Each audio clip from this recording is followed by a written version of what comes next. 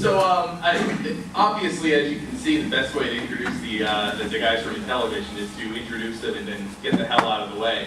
I always like hearing, coming in and seeing them at CGE, just really because they're in this great unique position where the people who are handling the properties now, who are running the company now, are the people who actually design the games. So you just get that higher level of quality of their product. Sorry?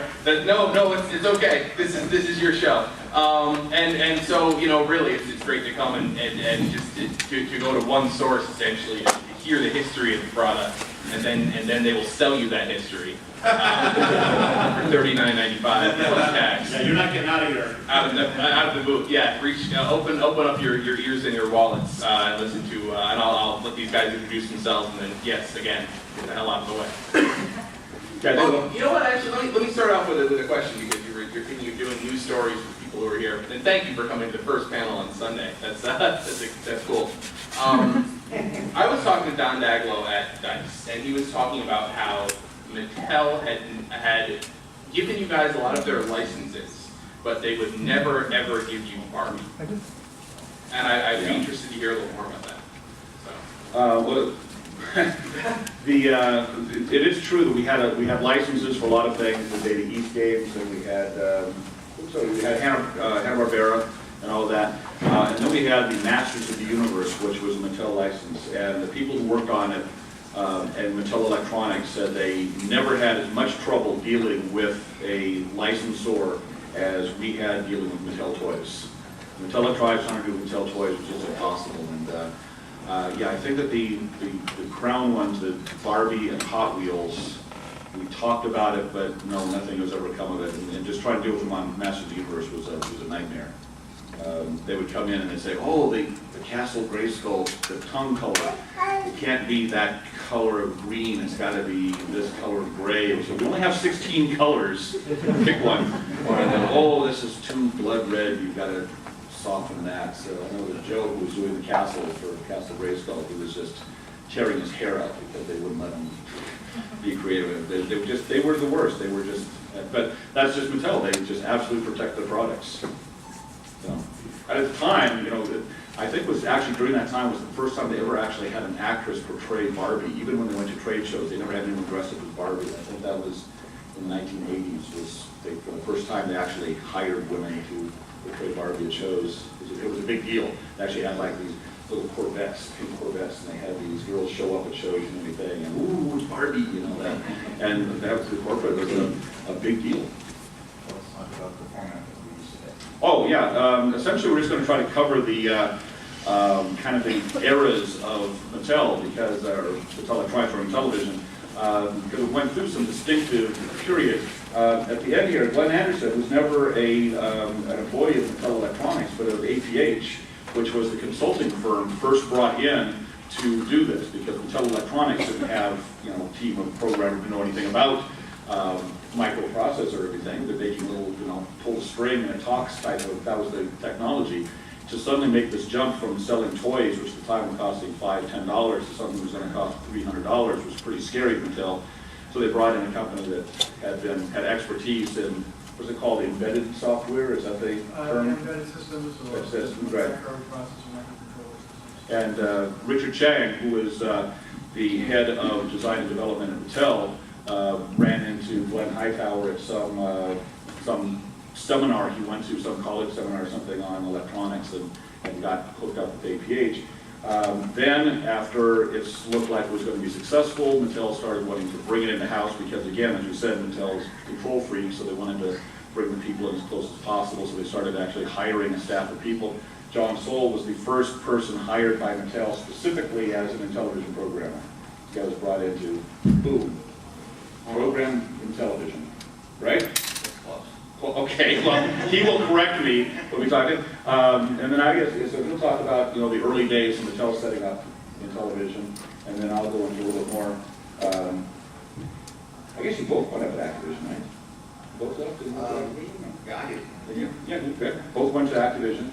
So I'll talk a little bit then more about when Mattel Electronics got to like 300, 400 employees, or just programmers. We had a couple thousand employees.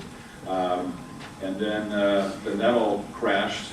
But Intellivision was like the only game system that kept going because the senior vice president of marketing thought, hey, you know, these video games just might actually last for a while.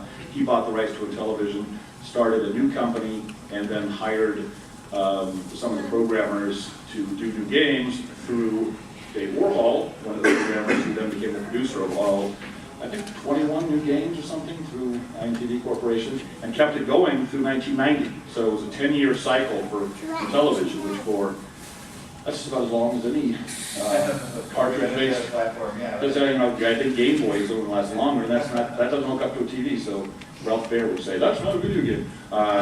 If he were here, that's not a real video game. So why don't we start with Glyn? You can tell us about what APH was all about, I'll do my best because I wasn't on the senior staff or anything. I actually started as a summer intern in 1980 after helping with okay. I started APH in 1980, so the Intellivision was already on the market by that time. But I got to work with the guys who had written the exec, which is the operating system that was inside the machine, and worked with a lot of the development tools that they created. APH,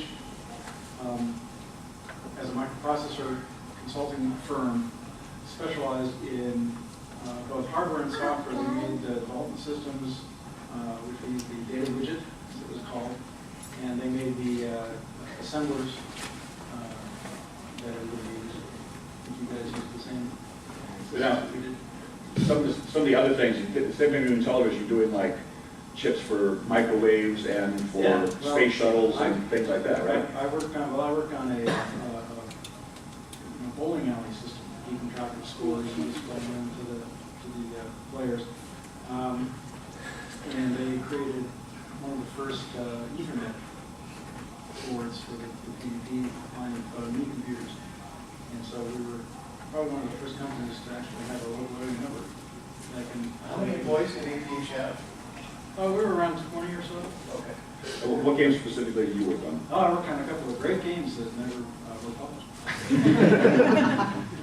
And Keith advised I didn't know about that. But you work on NFL football, right? Well, I did work on NFL football. I wrote the instant replay code, and the challenge there was that the code that recorded the play had to take exactly the same number of clock cycles as the code that played it back, including all possible branches. So that was a little mind puzzle that they did. How did you record it? There was only like 47 RAM locations, Yeah. and 47 words of RAM in the television. Well, yeah, data conversion.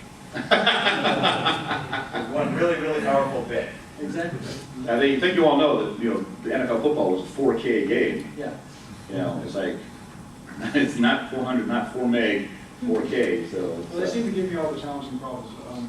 There's a great guy, a friend of mine, he's the father of one of the AMD microprocessors, named Greg Faber. He wrote an astronomy program, a planetarium program, to map the stars. But they couldn't do it without a floating point math package, and so they had me write that.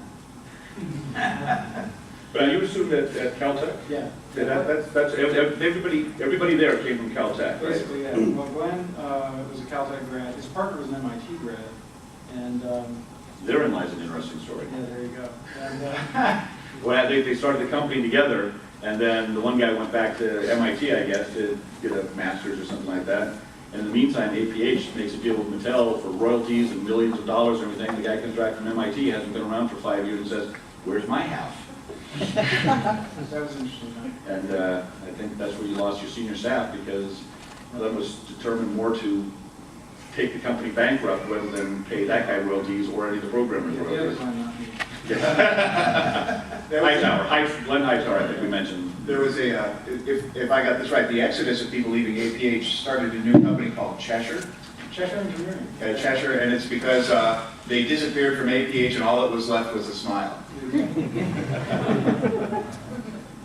And a number of the guys went on to companies like Activision and Parker Brothers and other video game companies today. I'm always interested in personalities of people. I spoke with Glyn Hightower when I was first starting in Television Lives, and I wanted to interview people. And I asked Glenn, who had run APH, for the credits, who had done the games, who programmed the games. And Glenn's response was, oh, you can just put down that I designed all the games, I hired some students to kind of program them and fill them out.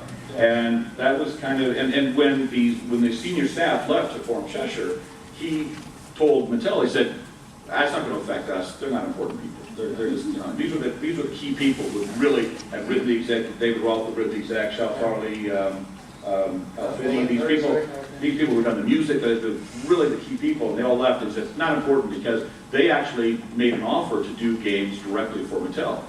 And Mattel, because of what Glenn said, said, no, we'll pass. And so they went and did Beam Rider and Dreadnought Factor for Activision, which are fantastic games that we could have had from Mattel, but, you know, Glenn had said, no, so he tells us a little about his ego or working with him. Well, yeah, that was Glenn in spades. Pretty much he felt he was the center of the universe, and as long as he had a steady supply of, you know, undergraduates out of Caltech, he, you know, paying $7 an hour, he could do anything. You know, so he had a high churn rate. And, you know. But did he have the goods? Was he a good programmer himself? I never saw him write it. As a manager? Well, I mean, he wasn't at the pro time, daddy outbursts in the middle of the hallway, was he? well, yes. That was a loaded question because he knew the answer. Yeah, no, he had some interesting personality quirks. I don't know if we want to tell that story though. No, not this camera's running. He's still around, and APH is still in business. And, Yeah, they are. and Surprisingly, I think. and I'm sure he still has lawyers. So, but I mean, but the thing is that the games APH did for Mattel were just fantastic. They were great. They were beautifully done. Base battle, baseball. And of course, poker, blackjack, and all those games. The executive itself. Yeah, just the concept of the operating system at the time was very novel. I think it was the only machine with a built-in operating system, and there were so many things that operating system did. It made everybody program in the same style, so you could interchange the code much more easily, help each other out on projects. It was a great kickstart for the platform. When 2600 had a chip register and didn't have Yeah, essentially the way the executive worked was really as a program. It really was a program that ran the machine, and what you programmed as the game were actually pretty much subroutines that it called, because it had its own little cycle, and it's going to check the hand controllers at this time, and then it's going to dispatch to whatever routines happen if a button has been pressed. So the structure was just really there, and it was very compact. It was a 4K, the program itself was a 4K cycle, and then it was a 2K cycle and then 2K of extra routines, or was it 4K with 4K ROM? 4K. Yes. So because the original software, I think, had two 2K chips in it.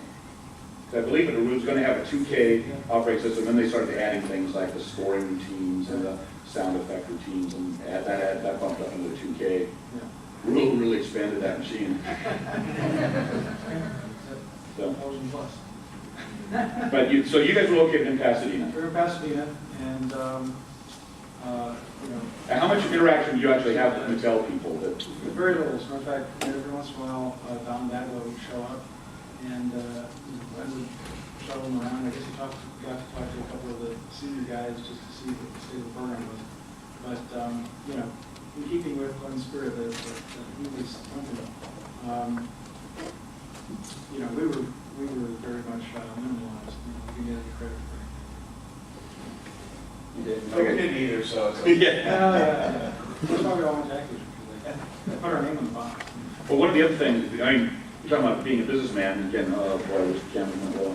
But the deal that Glenn made, as I understand it, was that you guys essentially got paid, from the records that I have, somewhere around between $25,000 and $30,000 for each game, total buyout from Mattel.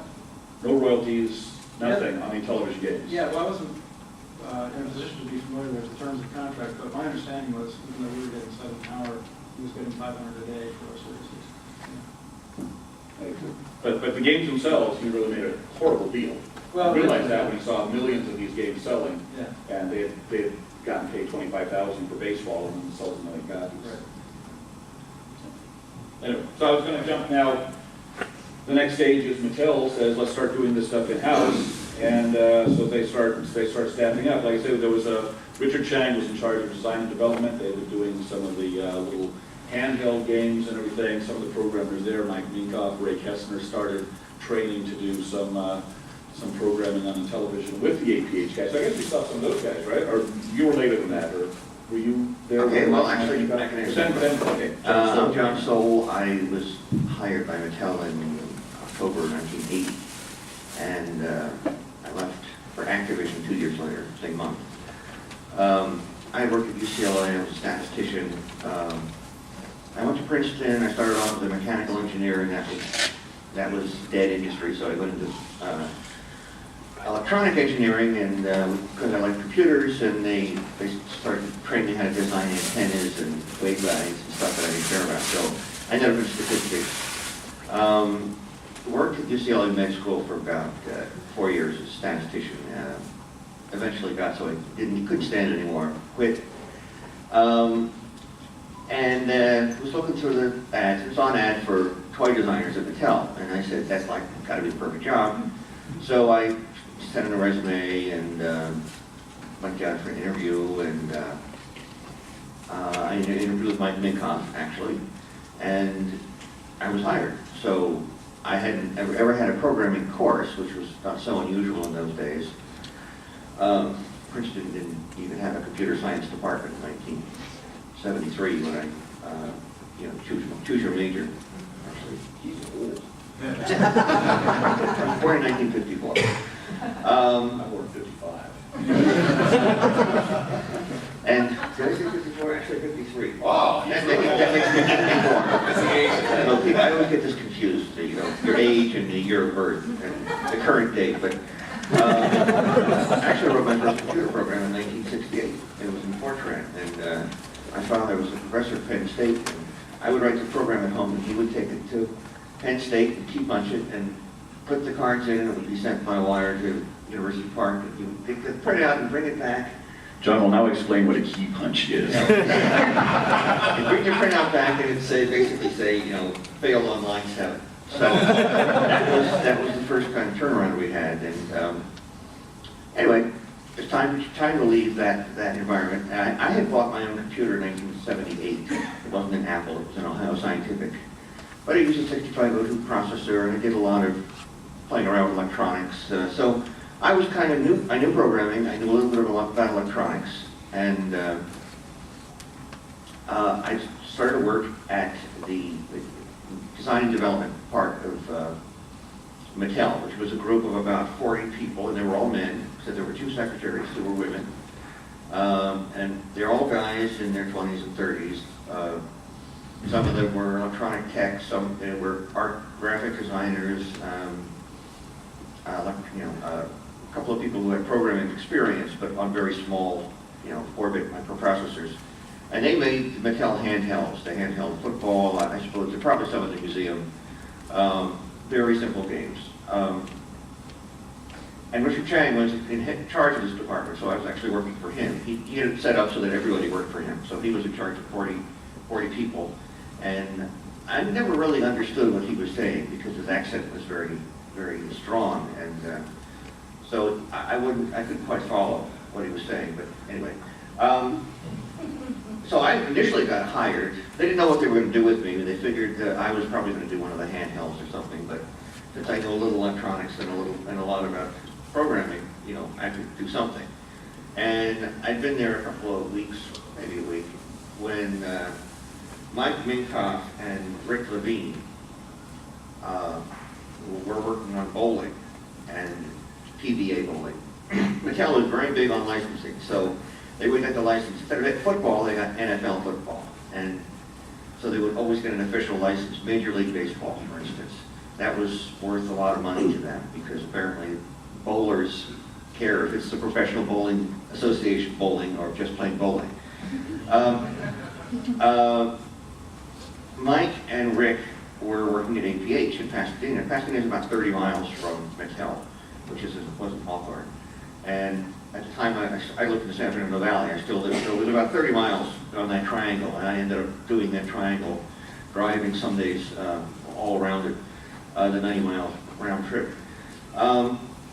Mattel sort of didn't have anything, they didn't know anything. We didn't have a copy of the exec. They were given an instruction manual for the exec and for the assembler, but we had no development systems. APH had a PDP-20 that ran through the whole office, and they had data widgets, which were big blue boxes, and you could download things into the data widget, and that would run through the Intellivision, and they had breakpoints, you could single step. So we were completely at their mercy. I didn't know anything about the politics of this. My impression was that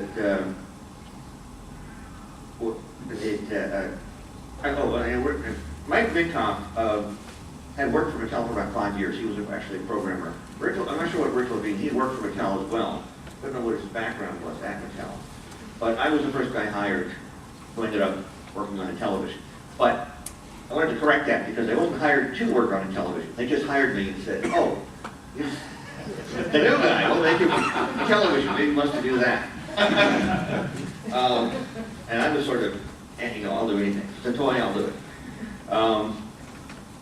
When I was a statistician at UCLA, we were working on a big project, chemical carcinogenesis project, and had to analyze data on 15,000 rats who had died of different kinds of cancer. So making the transition from that to making toys was a big improvement.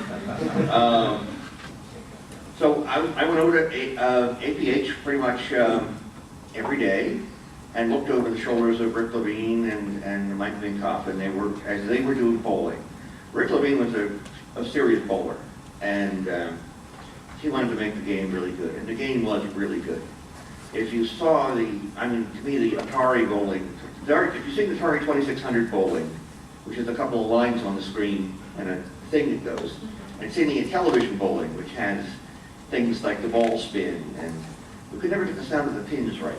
We actually went to a bowling alley and tried recording the pins to see if we could get a good sound on that. So, a lot of stories.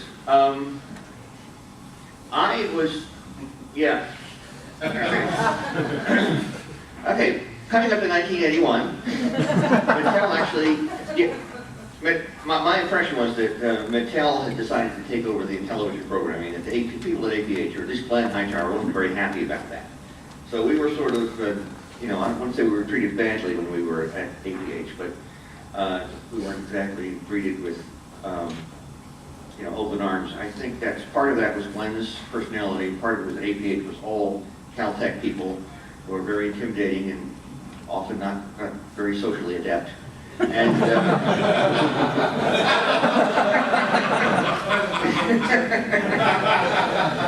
but I was intimidated because Caltech's as good as there is.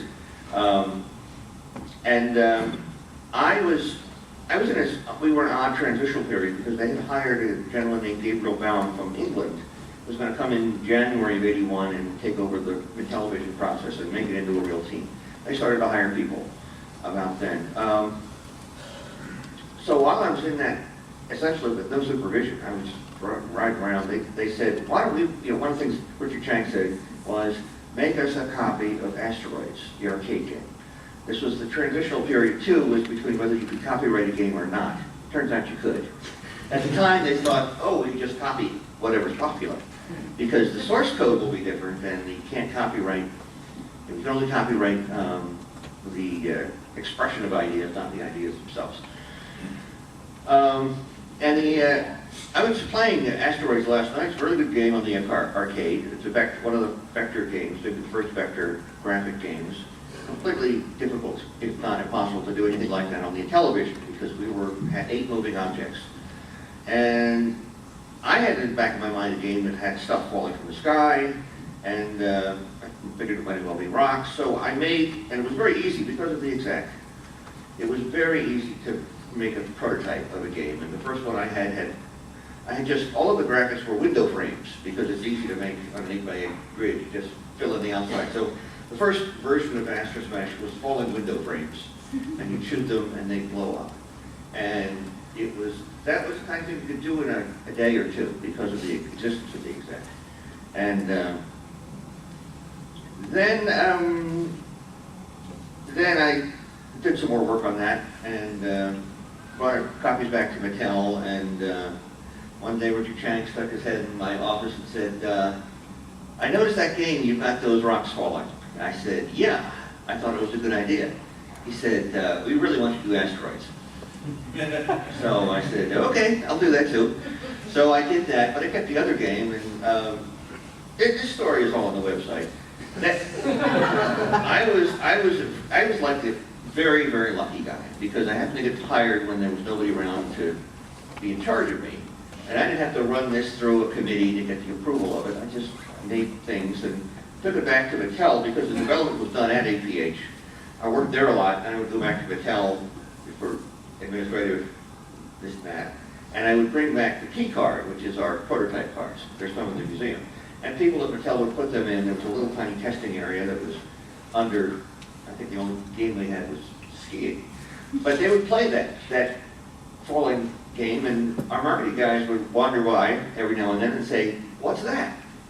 And so, long story short, we ended up releasing it. And then that, plus the confluence of the Atari lawyers, we ended up, at Mattel ended up releasing Master Smasher's current form. Then I wanted to work on B-17 Bomber, and it was very difficult, and I ended up getting to work later and later, and I kind of overdid it on that one. And I had two brilliant people working for me. What were their names? Fisher and Steve Roney. Boy, they were really good, such a great help. But the way it worked was, because I was getting more and more antisocial, Mattel was just growing and growing. They were hiring people. They hired Don Danglo and Russell Leeklick, and it got to the point where every couple of days they'd bring in a new guy and say, hi, this is, Fred, and I'd say hi. And I was so focused on the game, I started to ignore the other people in the office. In the early days, we had very little documentation. I had written up some ideas after reading the stuff from General Instruments, which was all electrical engineering-ese.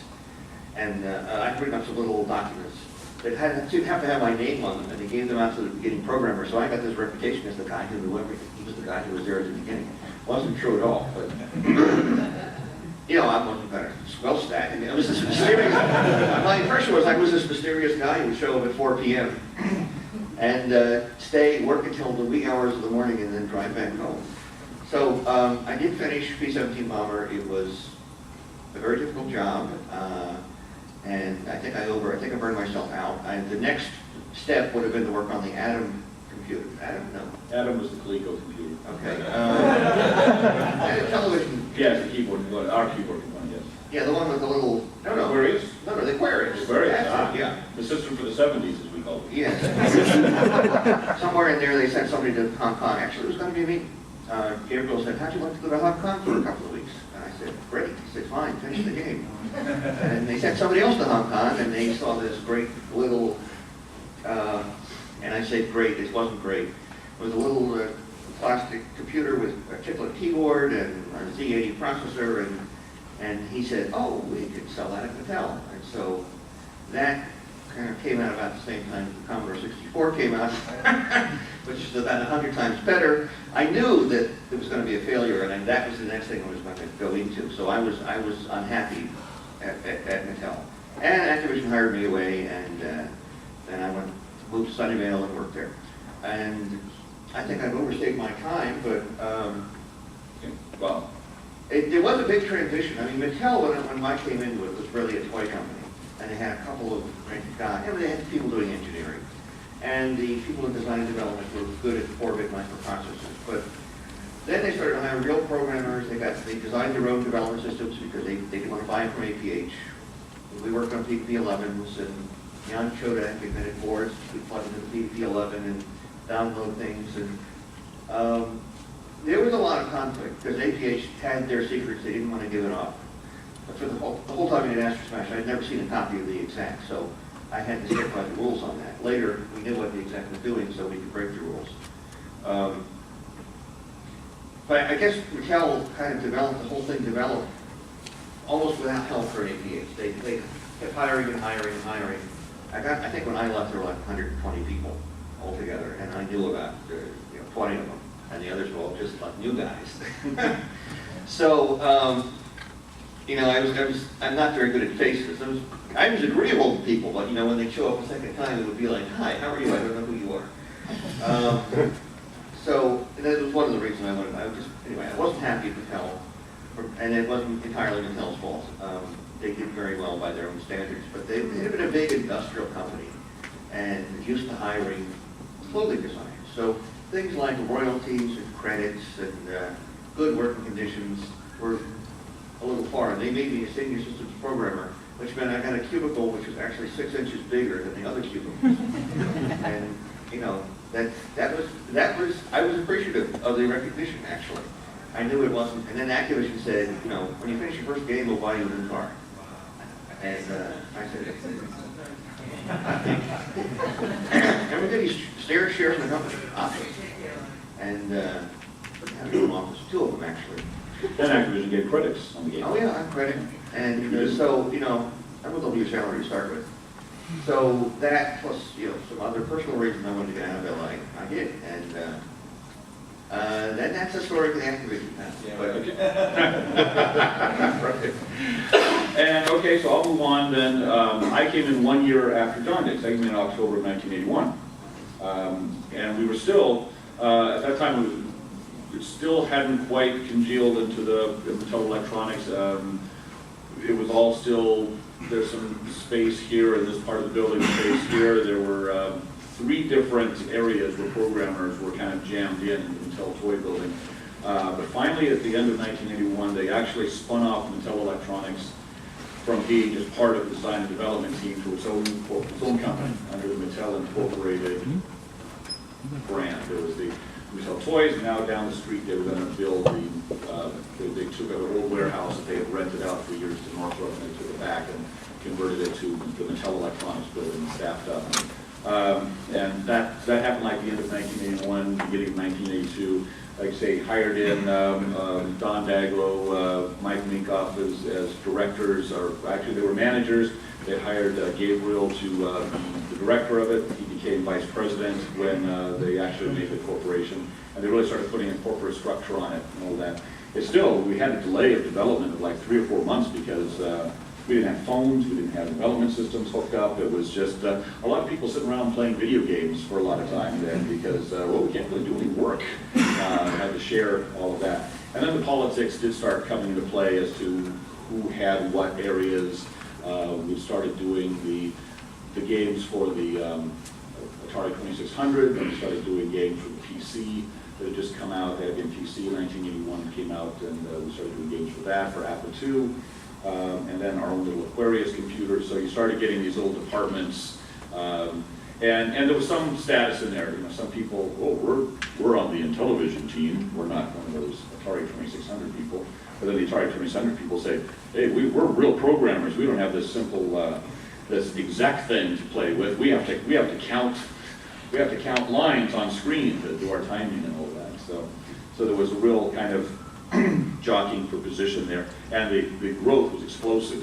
Like I say, you were 120 people at Mattel in Hawthorne, but I don't think that's even counting the people who were in design and development that were also programming, and the people, we hired a team in France that was made up half English programmers, half French. We had a team in Taiwan, we had a team in Hong Kong. So there were programmers all around the world working on material. 1982, the video game industry was having an explosion of growth of games, and Mattel made like $150 million that year, and then that growth continued. So there was such a glutton market that in 1983 we lost $385 million, I think was the figure. So it was just a crash of the whole industry. I just want to throw out one thing about John. I'm talking about the documentation that he did. I've probably told the story before, I apologize, but he did, when he came in, he documented everything, and that's why people went to that, you know, to this documentation he did. Well, and one document described the colors. Described the colors, the 16 colors. So there was like this blue, and it was like blue, kind of a cerulean blue, sort of the blue of a spring morning, looking at an angle, and the yellow, kind of the Rat Pack yellow, or not Rat Pack, what was the the show, the show? Oh, the Rat Patrol. Rat Patrol. The Rat Patrol Yellow or something like Yellow that? with the German tanks. They described each one of these in great detail. For the documentation was just it's very specific. So at the same time that we were trying to hire all these people, we were also trying to figure out how to train them with that documentation. We had seminars, programmers who had been there for just a few days were suddenly teaching other programmers things.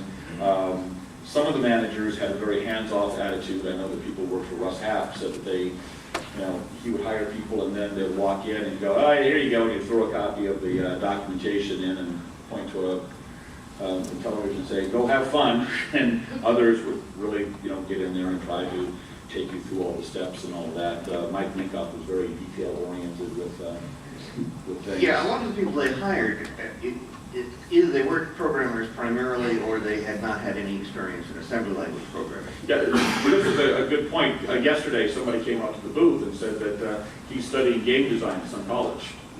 And I'm going, yeah, that's just remarkable to me, because we walked in and there was no game design.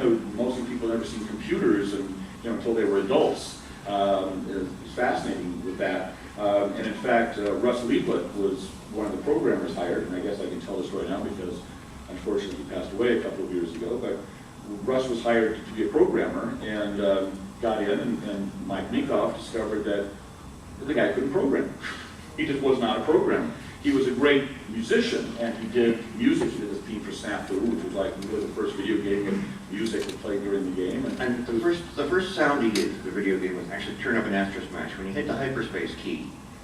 And it goes, pew, pew. That's his sound. The other sounds I did, and I remember it was reviewed in Playboy magazine. He said it's a good game, but it sounds like a 10-cent cat pistol. I'll never forget that. But anyway, so Russ Lieblet came in, guy who's a programmer, a good program, and so Mike Minkoff said, "We got to stop. We've got to do something about this." So Minkoff created what was called the Minkoff measure, which was essentially just like about 6 or 7 lines of code. It was a subroutine that switched bits on and off on a word. And every programmer that would come in, or every interviewee that would come in, we would give them this Minkoff measure and just ask them to describe what it was doing. And that was kind of, now people go and get degrees, and you can see a resume that they've got a degree in game design or whatever. We had the Minkoff measure, 8 lines of code that you talk about for 5 minutes. And that was just, he put that, Mike Minkoff did that just so that we wouldn't get more people like Russell in there who just couldn't program. Because we're getting people, Mattel wasn't going to pay top dollar for programmers. They weren't sure this thing was going to go.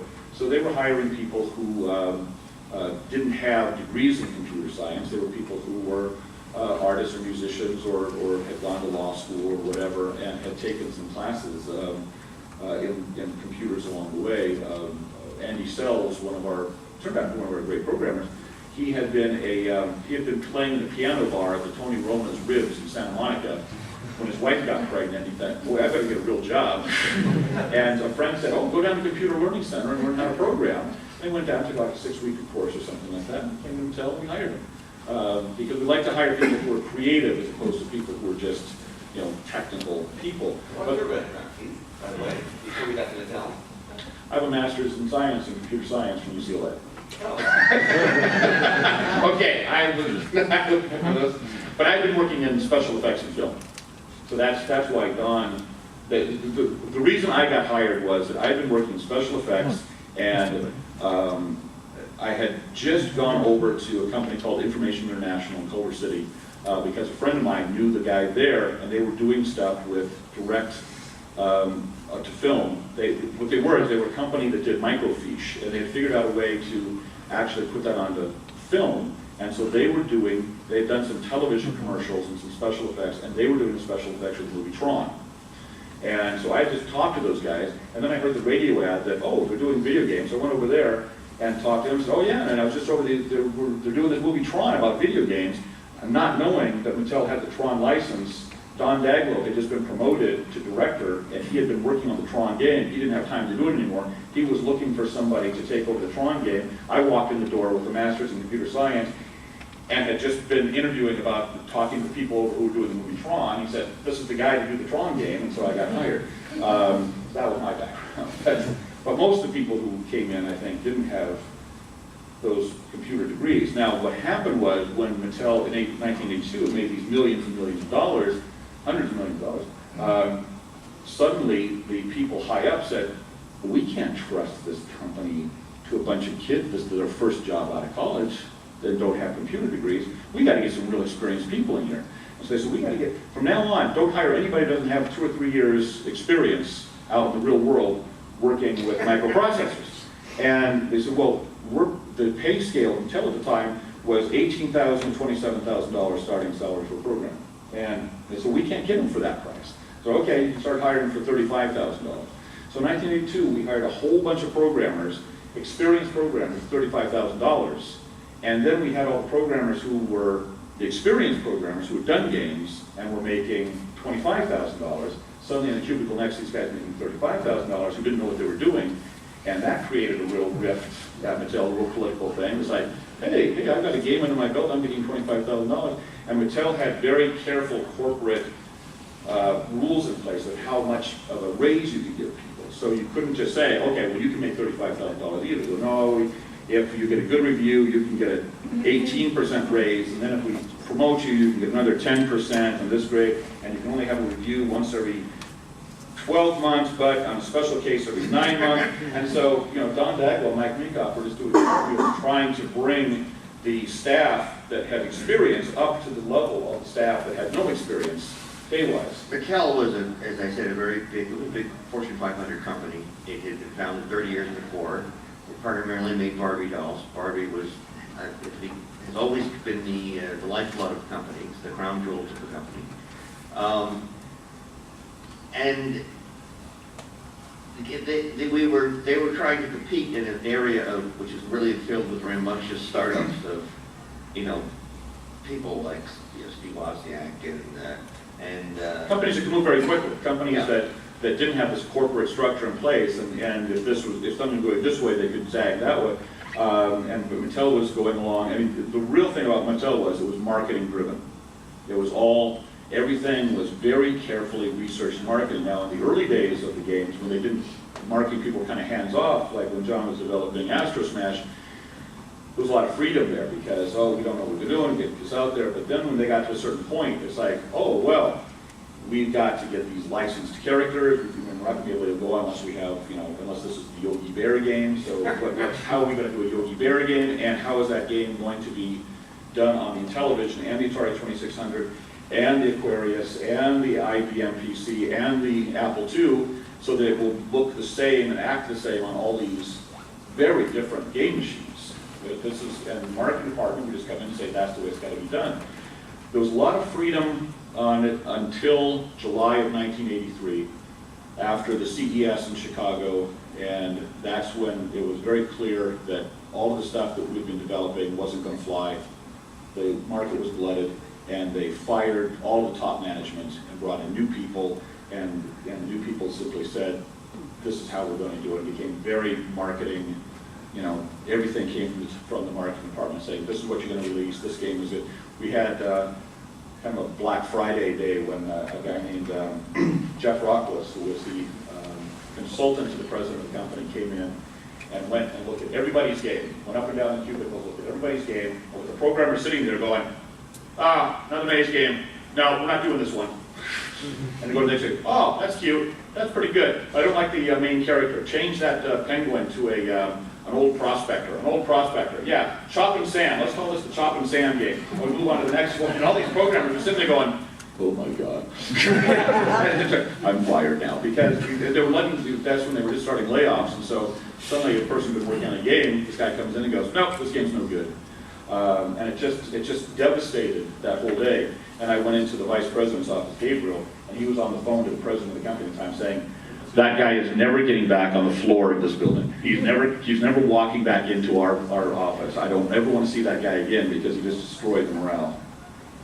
Luckily, that guy was fired about 3 or 4 weeks later, and everything kind of changed again. Every day, as Mr. Warhol, he used to have a great expression, every day brings a new direction. So they, like they said, they fired it, they brought in new marketing people and new staff, desperately trying to save things toward the end of 1983, but the glut was out there such that there was just, even though in 1983 there was a 10% increase in the demand for video games, it was about a 3,000% supply increase, and though it just, there was not enough slices of the pie for everybody, everybody got out of business. Mattel sold the company off to the senior vice president, Terry Valesky, who said, you know, there's still a market out there for these games. These people who are having televisions, they're still going to want games. He put together a group of investors, and they bought everything. The investors were really just interested in liquidating the assets of the company, the inventory.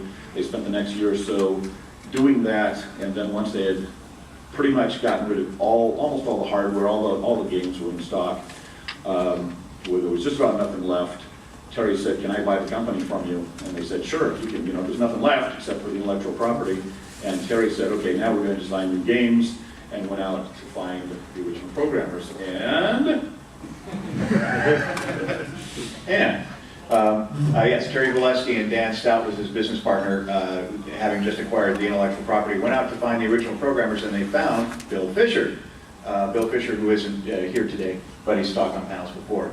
Bill had been keeping in touch with Dan and Terry over a couple of years to just provide minor technical support, hoping for the day that the systems would become revitalized again. And he was being really patient, but nothing was happening. And Terry needed help at a CES, at a trade show.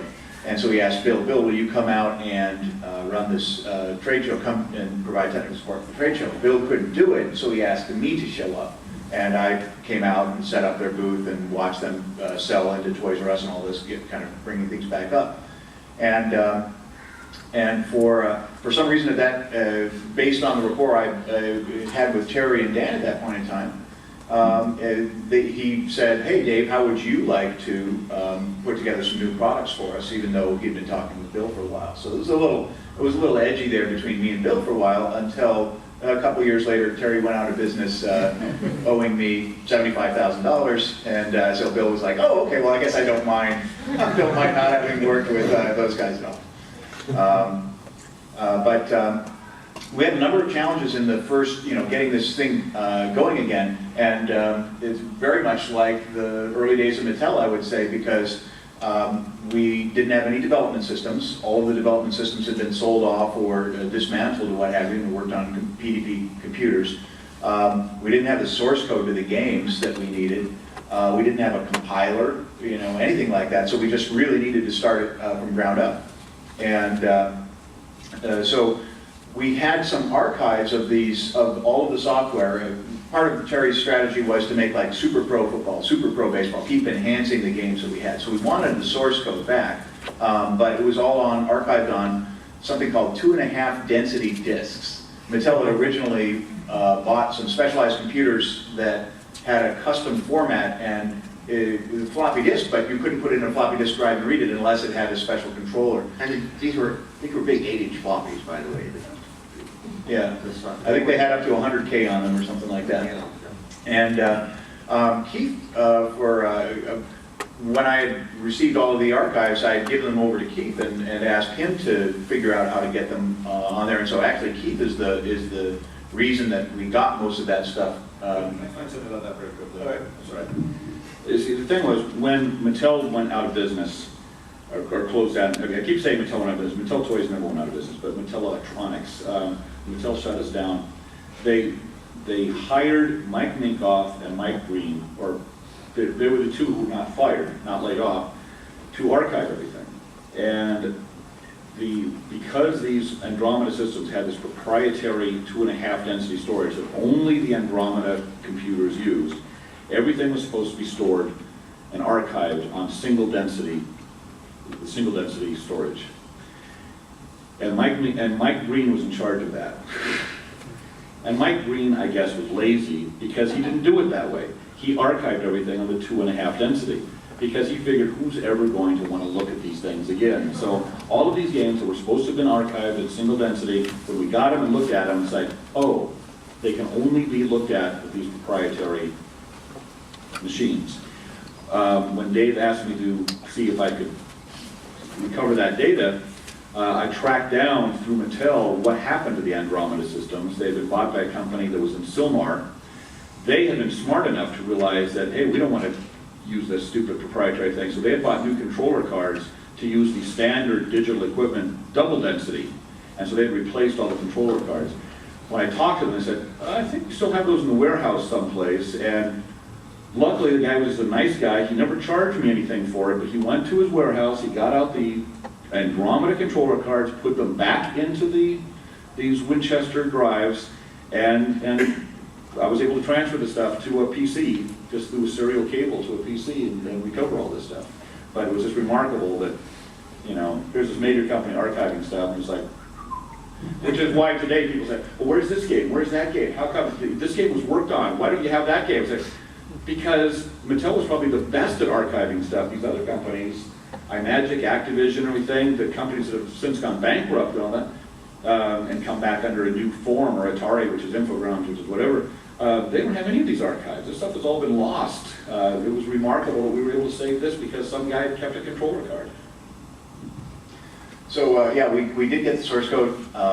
Then there was a problem of not having a compiler. I taught myself the C language over a couple of months by writing a compiler, and the goal was, now that we had the source code, there were two different compilers we'd used at Intel, and I wrote a compiler that would read either format and generate binary code that matched the ROMs, and that was a couple-month process, so we got that going. Actually, there were assemblers, right, not compilers. Assemblers, yes. I should say, speaking back to the earlier point, I'm one of those people who never studied computers. I have a degree in music composition, but I didn't join Mattel just to be a musician or do music and sound effects. I was really into games as a hobbyist and writing games on my own through college, mainframes and things like that. So I was just passionate individual like that. So Then the problem of development systems came up of trying to download in new games, new ROM images into the Intellivision. And we had RAM cartridges where you could stick 4K or 8K of RAM into an Intellivision.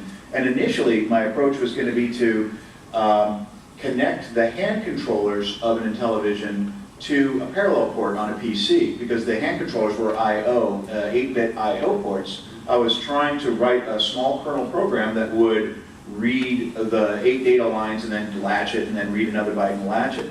That wasn't going anywhere, but fortunately a friend of mine, Scott Robitel, hardware designer, was in between jobs and said, hey, how about if I put together a ROM emulator for you? I think I can do this. So with the schematic diagrams from the Intellivision, he came up with a much better development kit than we even had at Mattel. This is a card that sat in your PC that had maybe 16K of RAM and a cable that just stuck right into the Intellivision and in the cartridge slot. So from there, we were able to just compile, link, and go very effectively. So once we got the development kits up and running, then it was just a question of finding the people who I'd been keeping in touch with who wanted to make some more games. And this was Steve Ettinger, Rick Koenig, John Tomlinson. John Sohl did some work in this period of time too. But Terry would hire me pretty much to do anywhere between 6 and 8 games over maybe an 8 or 9 month period. And we'd dole them out. Connie Goldman did the graphics for us during that period of time.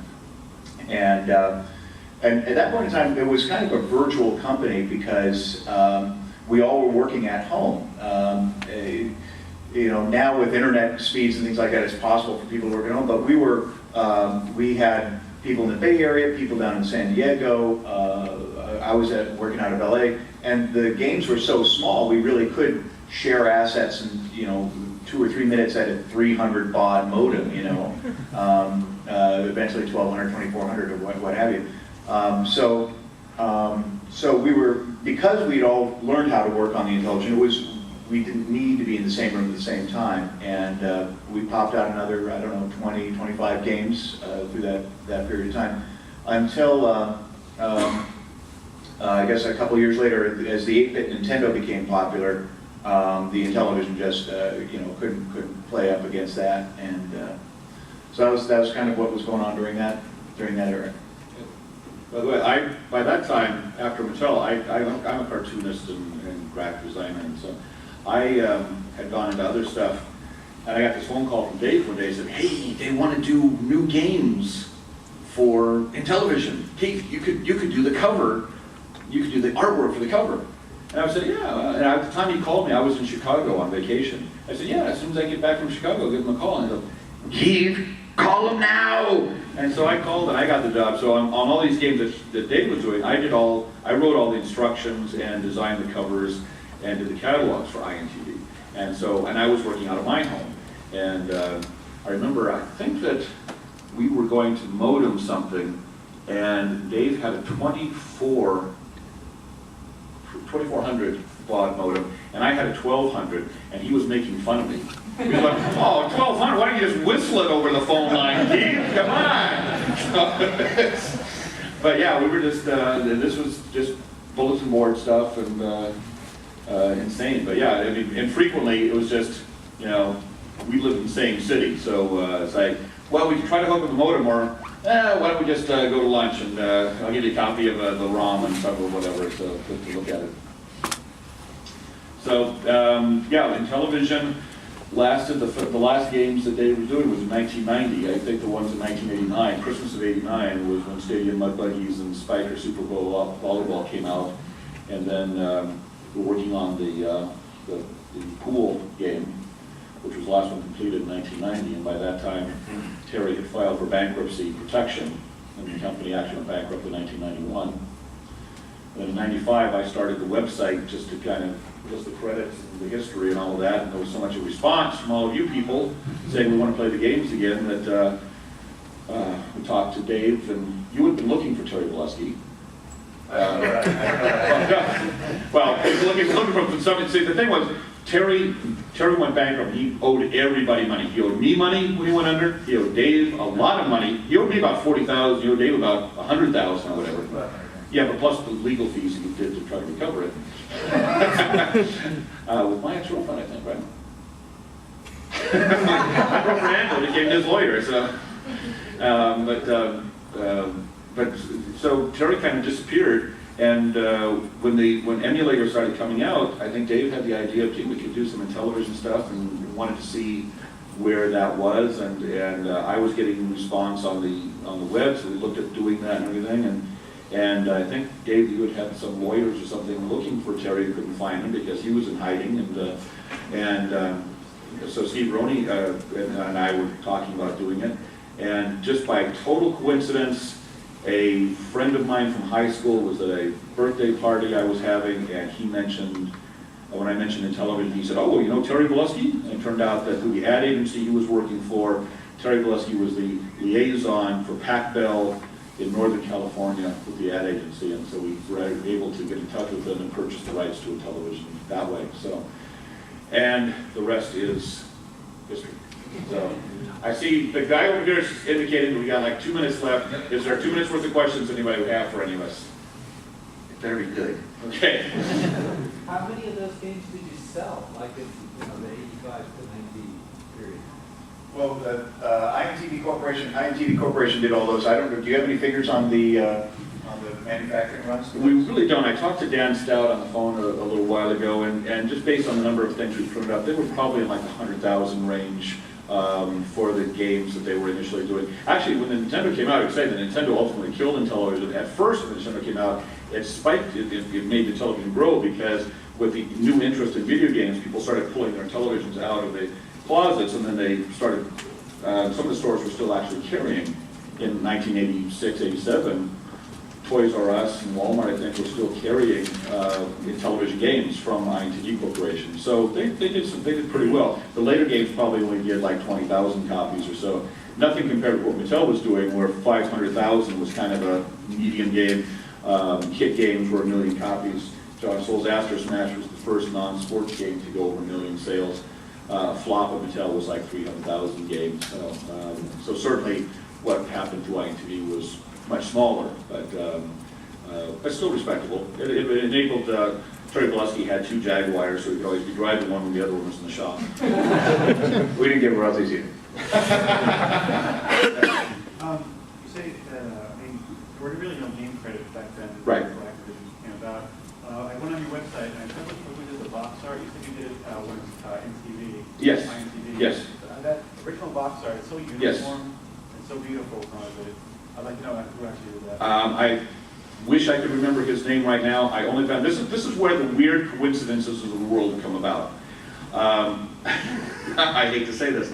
At my health club about 6 months or so ago, I was getting a massage. The woman who was giving me the massage told me that she used to work for Mattel in the visual design department. I said, oh, did you ever know who did the games for the art for the Mattel box? And we could never find that information. She goes, oh, yeah, I don't remember his name, but he was the boyfriend of this woman I know. She was able to find the phone number for this woman that I called up, and she had, for years, they had lived together. He died about 10 years ago.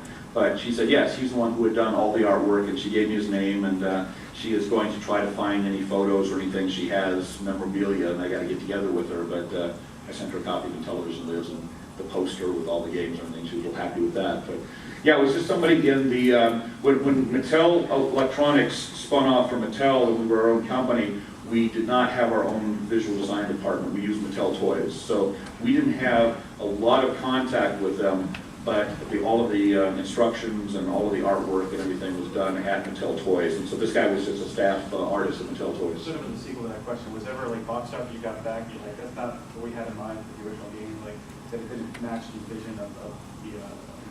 It was all. Yeah, as far as I know, they once they got a picture, they stuck with it, and it's to my annoyance that the official publicity photo of Master Smash shows about 12 objects in the screen, and there can only be 5. Every time I see it, it's on the back of every box, it's on the front of every box, and I look at it and I say, that can't obviously not a screenshot. That's an artist's conception of what the game would really look like. I felt that the packaging was not done very well with the games, and we all had to sign off on the packages of the games as it made the rounds. And for Mind Strike, it was a pretty obscure game or obtuse game, and the guys doing the packaging and the writing just didn't understand it at all. And so there was a computer player in it, if you wanted to play against a computer, and the computer itself was called Max. Max and Gus were the names of the computer players you could play against. And for some reason, underneath one of the pictures on the back of the box, the copywriter had written, "Call the computer Max," as if that were a feature of the game. And so as I got the packaging material, I inserted a little howl with delight as you call the computer Max, out of sarcasm. Okay, figuring that some figure and flames from hell coming up and everything, and on the cover of Thunder Town, go, wait a minute, well, that's not what, and so it was for a different game and long art and everything, but I thought the Mattel packaging was pretty good, and I think that some of it where they didn't use that artist, like on Bump and Jump, which was almost like a little children's drawing thing, I questioned that usage, but the stuff that the guy whose name, like I think his name was Jerry something, but Did he do the cover of Master Smash? Yeah. Which is beautiful. Yeah. And also, I do want to say that, you know, we rag on marketing a lot, but Mattel marketing, they were pretty good in a lot of ways. And among other things, they came up with a name for Master Smash. I wanted to call it Falling Rocks. I thought it was descriptive, but they sometimes didn't think that was going to sell a lot. yeah, like Snafu, Mike Meekoff called it Snakes. And to this day, he complains, Snafu, I hate that name Snafu. What does Snafu have to do with it? But, you know, frankly, it's better than snakes. Any other?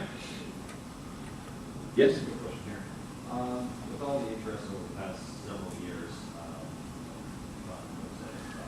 televisions that were conceived by Mattel, any serious thought of putting like an television enhanced hardware? I realize it's a big capital to do something like that. But I don't know. Can everybody hear the question? Can you hear the question? He's asking about, there was development going on at Mattel in 1983 on an Intellivision 3 and an Intellivision 4.